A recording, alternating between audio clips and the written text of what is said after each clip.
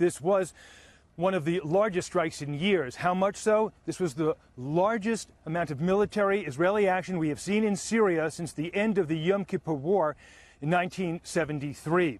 Now, Israel rarely acknowledges any type of military action, but now we are seeing the Israeli military make an exception for events of the last 12 hours. Israel is saying that its fighter jets destroyed the Iranian rocket launcher that Iran's elite al-Quds force used only hours earlier. Israel also saying that it caused significant damage to the Iranian military infrastructure in Syria, specifically hitting a logistics headquarters, intel systems, Iranian weapons warehouse at Damascus International Airport. A war monitoring group is now saying that there are 23 dead, 18 of whom are foreigners. That's non-Syrians.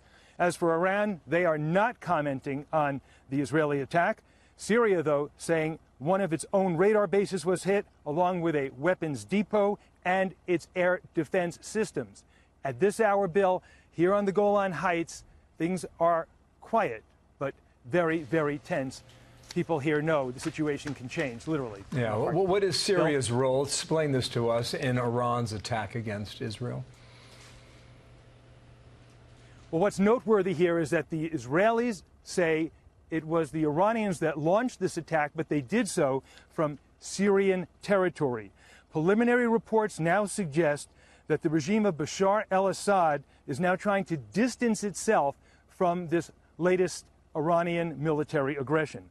Fox News has learned that European sources have been told Assad and senior Syrian leaders had no knowledge and did not consent to the attack led by the Iranian al-Quds force and its general Qasem Soleimani. Sources say that Soleimani, their commander, used Syrian military resources in this latest attack against Israel, but without the involvement of Damascus. Soleimani, we are told, reportedly comes and goes from Syria as a free agent. There is no accountability whatsoever to Damascus. So this seems to underscore that there is a lack of awareness on behalf of the Assad leadership about what the Iranians may be doing on the ground in their very own country. And lastly, Bill, it's worth noting here that time and time again, Israel has said it will not tolerate any Iranian military presence on its border in Syria, and the latest events underscore that point.